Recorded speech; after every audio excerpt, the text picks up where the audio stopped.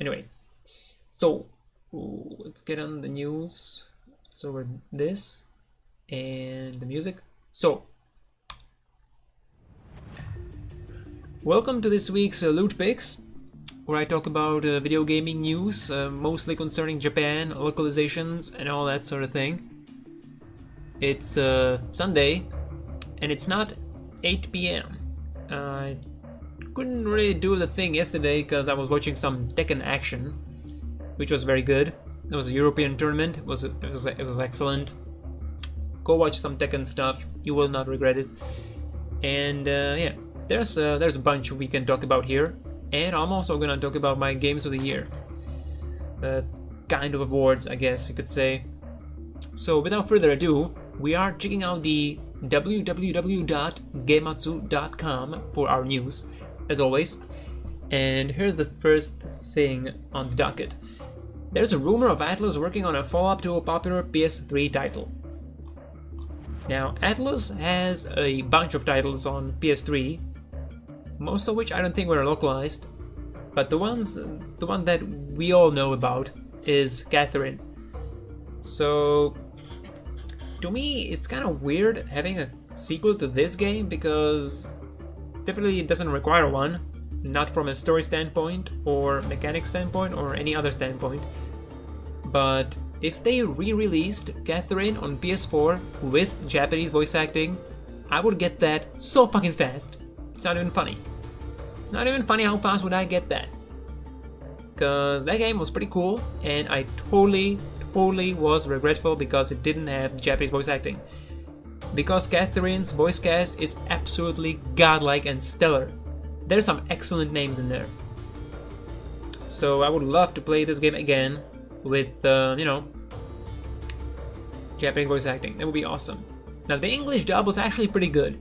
I can't really complain about that because it had Jamieson Price, it had Liam O'Brien, so as far as I'm concerned, that's pretty good. Although if I remember right, Vincent was voice acted by Troy Baker, and it's like, oh my god, can we stop with Troy Baker being in everything? God damn it. Shit. Anyway. This is cool news.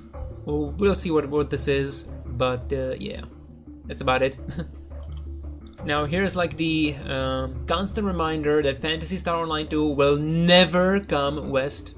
It's never gonna happen. It doesn't have Sonic, it doesn't have Hatsune Miku, so it's not gonna be localized for the West. That's how Sega operates usually. But it seems to be getting a cloud-based Switch version, so you're gonna have your Switch and you're gonna be connected to some other computer, or yeah, I guess computer, because playing Phantasy Star Online 2 on your Switch being connected to a PS4 will be kind of fucked up. But yeah, it's probably gonna be the PC version, and it's gonna be 30 frames. Ugh. Phantasy Star Online 2 at 30 frames. Ugh. That's it's better than nothing, I guess. But this is still Japanese stuff. So if you're in Japan and you wanna play Phantasy Star Online 2 on your Switch, you will be able to do so at some point in 2018. That's cool.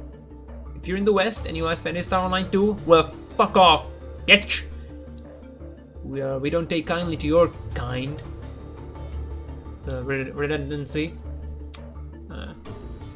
Never mind.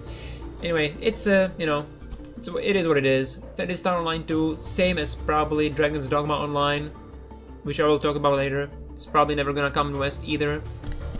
That sucks, but whatever. We got some other games to play. I guess. Now this is a very funny news. They're adding Goku Black, Beerus, and Hit into Dragon Ball FighterZ. Which is kind of funny when you think about it, because now there's a third Goku in the goddamn game. And the game has teams of 3 fighters. So at this point, you can get 3 Gokus in your team. And I don't think it's a controversial thing to say that it's probably gonna be the most popular thing online. You're gonna be playing against Goku Black and Super Saiyan God, Super Saiyan Goku Blue, or whatever the goddamn name is, and you're gonna play against Goku. And the guy who's gonna be playing this team is probably gonna be called XXX Son Goku XXX 42069, something like that. I can guarantee that shit. It's most likely gonna happen. Tech links this switch on Discord. Ooh. It looks pretty cool. Yeah, Japanese editions of hardware look pretty nice. So we can have a triple Goku team. I'm glad that Beerus is in, because this guy is voiced by Koichi Yamadera, which is one of my favorite voice actors. And when I watched the movie, where he was introduced, whenever he was on the scene and he was saying anything, I was like like listening to every syllable that guy was saying, because that voice actor is just fucking great. And also they announced some sort of a cool thing for Dragon Ball FighterZ. When you have like a canonical matchup and you do like a thing that that's recreating the scenes from the anime, it's gonna have like unique angles and like a sort of a movie production thing. I guess kind of like this. And it's like mid-match. That should be probably pretty cool. I'm interested to see that. Interested in seeing that. Should be fucking awesome. Also, here's the one thing about the trailer, right? Let's slow this down. When Yamcha is looking at the Cyberman about to kill him, I was looking at this picture, I'm like, this kind of looks like Yamcha staring in shock at his mutated, hugely oversized penis. Right? It really looks like he's looking at his own penis. And he's shocked that it's so large. At least, maybe that's just me, I don't know. It looks like a penis to me. But anyway, Dragon Ball FighterZ is gonna be awesome. I'm looking forward to it. And it's right around the corner. It's supposed to come out at January 26th. Oh boy, that's close. That's close. And this new stage with Hit looks pretty damn awesome. You're on the surface of a planet, and in the background is Earth. Can't see it in the picture anywhere here, unfortunately. Now, I have played already 2 Japanese video games where there are bosses on the moon, and in both times there is Antonín Dvořák, the New World Symphony, playing in the background. So, it would be kinda cool to have a Dvořák playing here as well, in Dragon Ball. Yeah. In case you don't know what that is, it's like a do do do do do do do do do do. That's Antonín Dvořák, and it's fucking awesome. Pretty good for boss fights on the moon, I guess. Out of nowhere, Darksiders 3 gameplay footage emerged, and it doesn't look too shitty. It looks kinda alright. They even show off some iframes. You know, that's very important for me. If you have a third-person melee combat, you have a dodge move, you better put some damn iframes on that shit. And Western developers usually are like, iframes? Never heard about that. But we're gonna put them on enemies. For the player, no. For the enemies, yeah. But in this case, you get your iframes. I always like the visual, like the art direction of Darksiders, and this looks to be continuing the tradition pretty well. I'm not sure about the large character and the low FOV. It's like too zoomed in, you can't see shit, I feel. The character takes up too much space, it's too centered. I would like the camera to be a little bit higher, you know. We don't need to see the legs, you know, the feet of Fury. Maybe you do, I don't know. I'm not judging, but you know, whatever. Definitely would prefer the camera to be a little bit further away. Here we can see the iframes. I'm pretty sure they read the comments of the previous video and they're like, oh, we didn't show the iframes. Now let's make sure they get a proper angle for those things, because everybody's asking for that shit. So yeah, this looks alright. I mean, in a world where Nier Automata exists, this looks kinda whack, you know? But, you know, you gotta gauge your expectations. It's a Western developer, you know. Gotta scale it back a little bit. this looks alright. And also the emphasis here in Darksiders usually is like the Zelda exploration and puzzle solving instead of the combat. Though the combat was always pretty solid. Solid, I would say, for sure.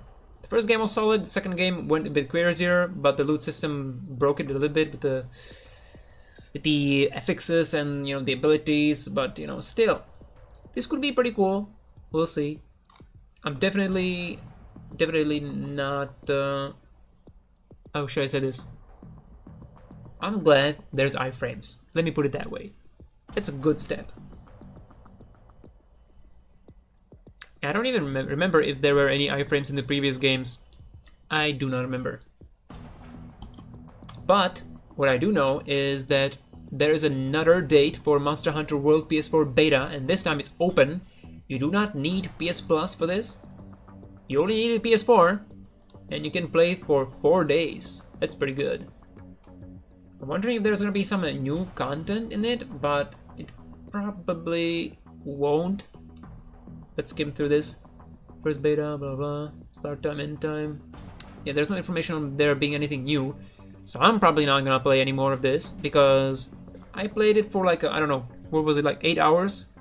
Played it for a few hours on stream and then I played a bit more off stream, and I've definitely seen enough to know that I absolutely want to play this and that it's doing everything that I would possibly want and then some. So if you didn't get a chance to test this out and you have a PS4 but you didn't feel like getting a PS Plus, which I can't really blame you, can check it out for yourself. 22nd December to 26th. Get on that. Now the next thing, okay, so there's a, let's do this. XSEED is teasing some unannounced projects for 2018. XSEED does a lot of stuff, so it could be a bunch of different things. I think everybody's waiting for like more announcements for Legend of Heroes, Trails of Cold Steel and stuff like that. I've seen some videos of the Sakuna of Rise and Ruin. It's like a 2.5D, kind of like a Igavania thing. There's a bunch of stuff. I don't really know what the XSEED is up to these days. Personally, whenever... Okay, so they are one of the guys responsible for Senran Kagura, and let me tell you guys, I'm an expert on lewd games, alright, and fan service games. And let me tell you, now you may disagree with me in case you have experience, but let me just tell you, Senran Kagura as a series fucking sucks. And let me tell you why. Reason is that the gameplay is indeed fucking trash. It's way too simple, it's really boring, and there's just really nothing, there's nothing to it. There's no redeeming qualities. Like the basic movement and some combos, and it all works. It just, the game never asks you to do anything with it. And there's like 1 or 2 moves that are like super overpowered and you can just spam them and that's it. The gameplay sucks, but what I cannot abide is the fan service aspect of those games. Because the fan service also sucks. Now, you may be wondering, but Lewd, fan service in a fucking Japanese game? How could that possibly be bad? I was not led to believe such things. And now I'll explain. The thing about Senran Kagura is that, and the fan service, is that the character models... Okay, so this first part is a subjective thing. I don't like the character models. All the girls look like they're fucking midgets, and that shit looks weird to me. Now that may be accurate for like a Japanese girl that's like a 140 centimeters tall. I don't know about that, but in a video game like that, it just looks weird. The proportions are all wrong, and it just I don't get the appeal. But that could be a personal thing, alright? I understand that. But the other thing is, there are these mini, I don't want to say games, but there's like this mode where you can dress the ninjas, right? The girls. And in that mode, you can also like grope at them and change the angle, blow some wind, take off the clothes, put on the clothes, whatever. But that may sound good, but again, they fucked it up because the control of the camera is entirely trash. You can't like move the camera somewhere and have the camera be there. You have to hold down the right analog stick for the camera to stay at the angle you want. Now what does that mean? That means you always have to use one hand for something. Alright? And the other hand is also doing some stuff because the controls are trash. So the wardrobe mode sucks ass. Alright? Also you can't really like pose the girls in good poses either. The body types all look the same too. Everybody has large boobs except one girl who's like flat. Which is also not interesting because everybody looks the same except, you know, the face and the hair. But everything else is the same. So that's boring as well. And the last nail in the goddamn coffin, it doesn't have a photo mode. Like, the only thing that could save the goddamn game for its fan service at least would be the photo mode. And Senran Kagura does not have that. So you could potentially, if it had the photo mode, you could like fight and stuff, and then in a like a cool pose, you know, during the very elaborate animations of the combat, you could pause the game and then you could look around, you know, look at the enemies and find the right angle, you know, break the clothes beforehand, I don't know, whatever you want to do, and then it would be a good fan service game. But it doesn't do that, so it's fucking trash. I don't know what to tell you. It's the worst fan service game I've ever played, and that's saying something. All right, so I've played a few of them, and that game is boring to play. And oh my god, there's one more thing. All right, the fucking story mode. Oh my god. I guess the girls are supposed to be, or the games are supposed to be compelling for their story modes because the girls talk to each other and they have like all this drama, and every girl represents some other whatchamacallit, trope. The game is extremely fucking tropey and it's not even funny. Not in a funny way. That's for sure. And they just keep talking forever. Oh my god. And it's not funny.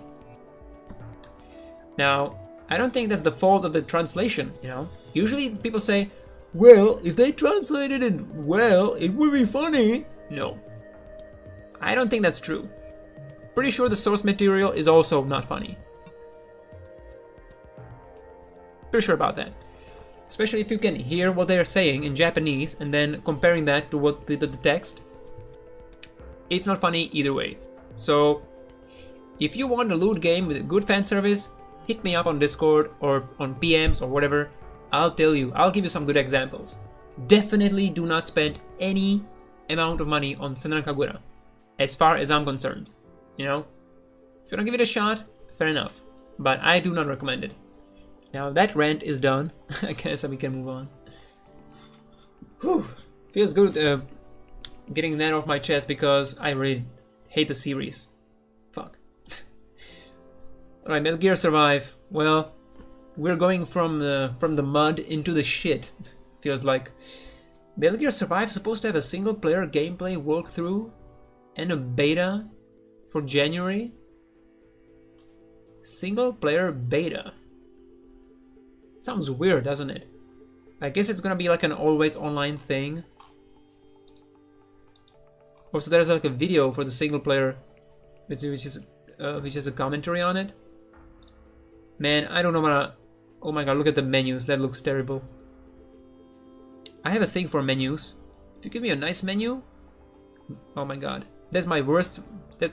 That's my least favorite part about Walking Dead season, whatever it was. Killing zombies and poking them through the fence. And now I can do it in a video game? Shit. I can't wait not to do that. I mean, the idea for this game is sound. I talked about it before. The idea is sound. But why does it have to be Metal Gear? Nobody knows. I mean, money, obviously, but still. I'm pretty sure this game is gonna be alright. But considering it's called Metal Gear, everybody's gonna shit on this.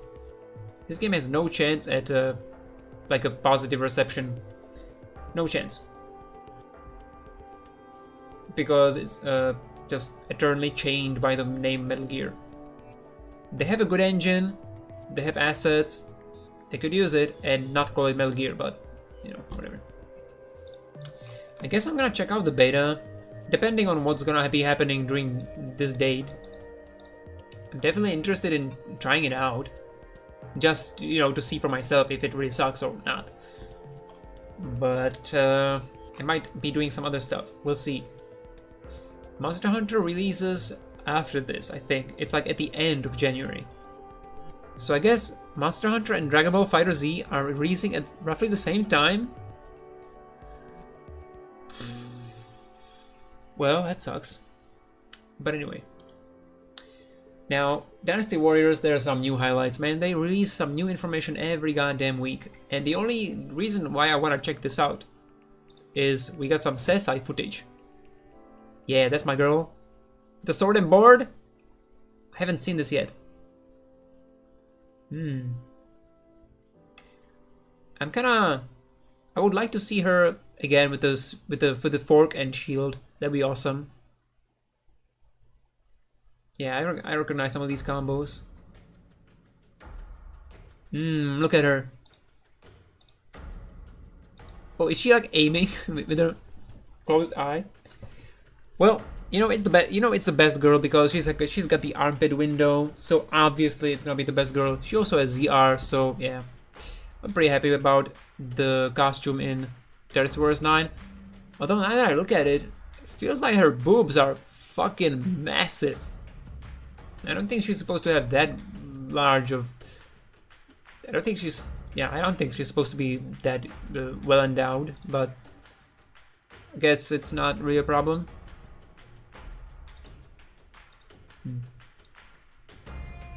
Is it like a Izuna drop? Oh man, she grabs a soldier with her thighs. And smashes them in the floor. Well, and also we got Kakoton. Let's check out Kakoton. He has his regular single sword. Kakoton is the best guy because he's got the eye patch, obviously. So that's my boy. Oh yeah. But I'm also pretty glad that Liu Bei is gonna have fucking optional beard. Which is awesome. Oh yeah. Now this guy is cool because apparently he's so badass that in one of his battles he was shot in the face with an arrow and he refused to stop fighting, so he removed the arrow, he removed the eye and ate it. Hence the eye patch. Yeah, Chinese folk tales are also kind of weird. It's true. So yeah, Dynasty Warriors 9, it's coming out in, oh my god, yeah, February 8th in Japan and February 13th in Europe. Early 2018 is going to be completely messed up. I don't know how I'm gonna play all these games. I probably won't. That's the answer. Short and simple. Super Robot Wars X announced for PS4 and Vita, and it's gonna be also in English in Asia, so we can import the copy for PS4 and Vita, which is cool. I've checked the list of the mechs in this, but I don't see any Evangelion, which is kind of disappointing. But we got some Nadia, The Secret of Blue Water, which is close enough. It's still Gainax. We also got Gurren Lagann, so that's cool. Nadia, Secret of Blue Water. There aren't that many mechs, but the few that are there, and like the ships, are fucking badass.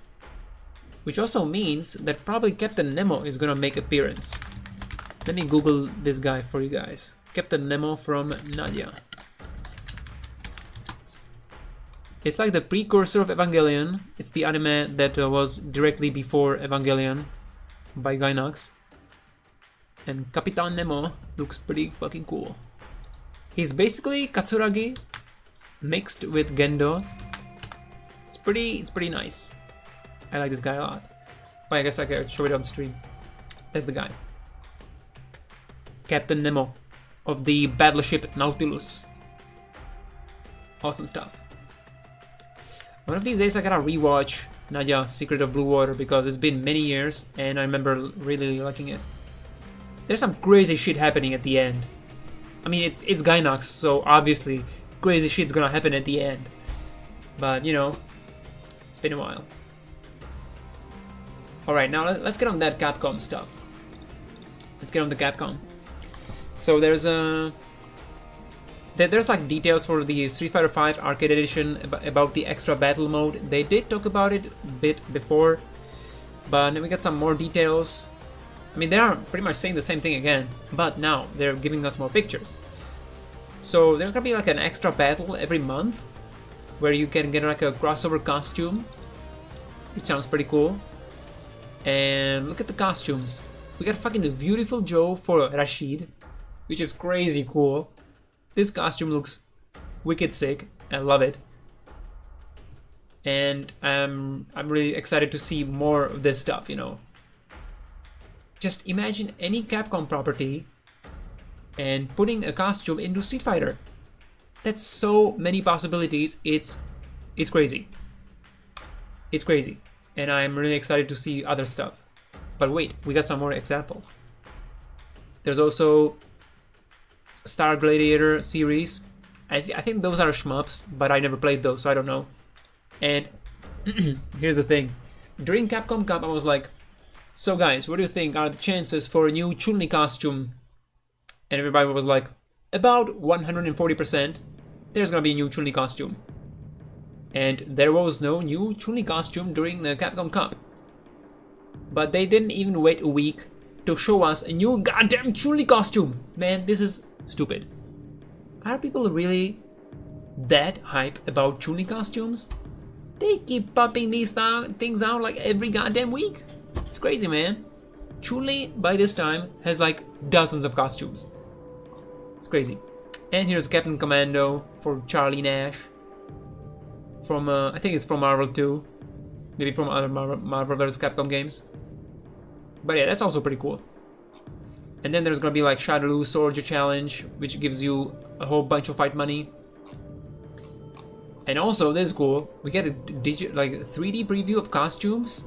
That's definitely something that should have been there right then and there. But you know, that's a great addition. I really like this. Now, the only thing that I would really like to see in an Arcade Edition is like a digital figure mode that Guilty Gear has, where you can fish for like a special poses of each character, and then you can put them in like a background, and then you can, you know, look at different angles, you know, the kind of thing that would be good for like a fan service game. It doesn't need to be lewd fan service. Fan service comes in many forms. One of the forms would be like having a Ryu uppercutting Sagat in a digital figure mode, and you could take a screenshot from everywhere. You know, could do that. They still could do that for the game. I would like to see that, but no news as of now about that thing. Digital figure mode. This is exactly it, except, you know, I would like to rotate the character and have the control over the camera, and also pose the characters. So this kind of leads me to believe that they might be working on it, because this looks like a step in that direction. Now, there's some more news about Street Fighter V Season 3. They announced all the characters for Season 3, which everybody was asking. Nobody wanted the silhouettes again. Everybody wanted the damn characters to be announced, like, at the same time. And that's what they did. So that's awesome. So the first character that's gonna come to Arcade Edition is gonna be Sakura Kasuga, which everybody kinda, you know, was expecting with all the petals and other teases that Capcom was doing. And she looks awesome. So that's cool. Pretty happy about Sakura being in the game. Though, you know, we're getting a lot of Shoto characters by this time. Got a lot of characters with fireballs and uppercuts, you know. And besides Sakura, there's also gonna be Sagat, who also has an uppercut and presumably fireballs. The question is he gonna have low fireballs? That's the question here. Guess we'll find out. I also wonder how exactly are they gonna distribute the characters, because if Sagat's gonna be the last guy added in the game, in the season, we're not gonna be playing or seeing Sagat until like September or October, which is well after EVO. So I would like to see all the characters at the same time. Just release them all with the goddamn Arcade Edition. That would be crazy. That's probably not gonna happen though. So yeah, that kind of sucks. The other characters look pretty interesting. There's Blanca, which is whatever. I never cared about Blanca. It's a monster character. It's an ugly character. I don't like ugly characters. But this is pretty cool. So everybody was complaining about Chun-Li's face in Marvel vs. Capcom Infinite. So now they just, you know, savor the angle with the mirror, and she's like, "Oh yeah, I look fucking awesome. What do you think about that?" And yeah, she does look pretty nice. In the CG trailer, anyway. Damn it. So now people are kind of thinking... so this trailer looks awesome, right? So how's the game gonna look like? Because they could have just farmed this cinematic to some Chinese studio and they're like, "Oh yeah, we're gonna animate this shit and, you know, whatever." Because a lot of people say there's a lot of care and love put into this trailer, but it's fully CG. And here's a wet t-shirt Laura contest. That's nice, I guess. I'm not complaining. But anyway. So they totally could have just farmed this out, you know? This might not have been even made by Capcom, is what I'm saying. We still need better netcode, we still need better quality of life for the game itself. Like, you know, shorter loading times, skippable outros, second player rematch button. There's still a shitload of things to fix. By the way, Menat is still the cutest girl in Street Fighter V. I can't even pretend like she's not. Menat is still the cutest. And for all you guys who are fans of Persona 5, she is voiced by Futaba, so that's cool, I guess. I'm not a big fan of Futaba, but voice acting is good. Now this guy is my guy. Although I don't play grapplers, and it seems like he might be a grappler. His name is G, and it seems like he's gonna be, like, from a story mode perspective, I'm expecting this guy to be throwing like a world tournament, gathering all the fighters. Because he's got the globe behind him, his tattoos are in the shape of continents, and he looks like an MC of sorts, right? He looks like a master of ceremony, for sure. And he wants you to attend the tournament. He looks awesome. I'm really excited for that character. See what he's about. And it's not just because of the beard and the top hat, alright? Although it's like a 90% of the reason why I'm excited for him. Also, he's buff, he's got the waistcoat and the freaking waist watch. Everything's cool. Although, speaking of waistcoats, Cody here also has a waistcoat. But he looks hella fucking suave. So before, he was always like in like the prison garb and he had the cuffs, like a huge cuffs. And so I was thinking, I guess he was imprisoned for like a violence in the streets. But now it kind of looks like he was imprisoned for tax evasion more than anything else. He looks pretty fucking dope. I was never a fan of Cody either as a character. I never played him or anything like that, but he looks nice. And now the last one, of course, Sagat. Now everybody can finally shut up about Sagat. And the first thing Sagat does is getting bodied by Ryu. Contracting the scar on his chest. Yeah. Boing. Immediately getting his shit pushed in. Nice. I guess Ryu is also not gonna be like having red eyes because he smoked too much Bon, or possibly he's still fighting the evil Hado. Damn, there's a Soul Calibur 5 tournament on Spooky. Okay, we gotta wrap this up real quick. I wanna watch that. But there's more for Street Fighter. So now we're getting to my Capcom to-do list. I talked about this with my older brother like 3 years ago. And I was like, you know, Capcom is getting a lot of shit talked about all the time. Even before Street Fighter V came out. Because Capcom wasn't doing much of anything. Capcom wasn't doing much of anything. And the little things they did kind of sucked. And there was a bunch of stuff they didn't localize. It was just a mess. They're just sitting on their property and not doing anything. Kind of like Konami did for a while before announcing their disinterest in the video game market. So here's the thing. The first thing on my list was they gotta port Dragon's Dogma Dark Arisen to PC, which they did a year later, and the PC port is amazing.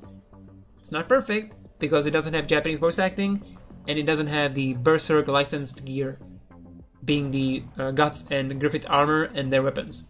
But those things are minor. The original voice track is English, so, you know, whatever. I played the game on Japanese on my PS3, and, you know, I'm okay with that. I guess I don't need it again, especially if it's not the original voice track. Though Mercedes is voice acted by Miyuki Sawashiro, so it's kinda hard to replace, right? Still, the port is great, it runs perfectly, it's a great game, and it's just muy bueno. So that's good. Now the second thing on my list was they got a remaster and release Mega Man games, like the original ones, 1 through 8, which they did.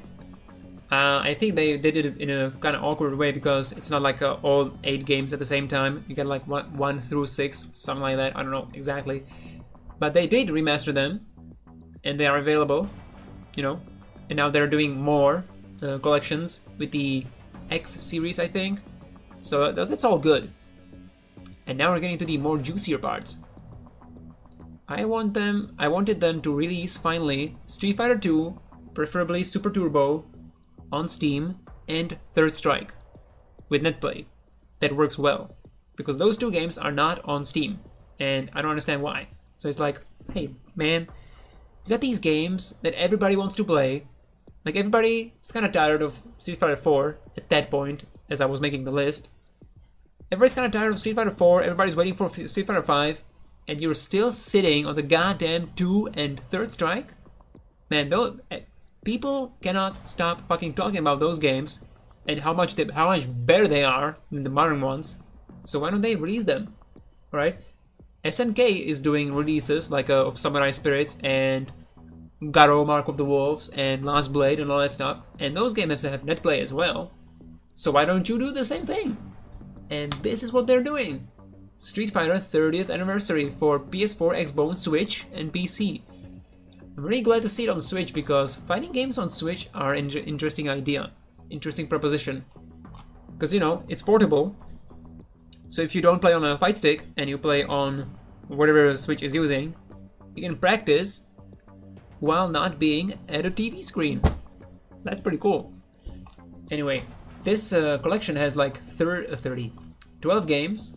Now it's 12 games in parentheses, in quotation marks, because it's Street Fighter 1, then like 5 editions of Street Fighter 2, Alpha 2, Alpha 3, and then Street Fighter 3, Second Impact, and Third Strike.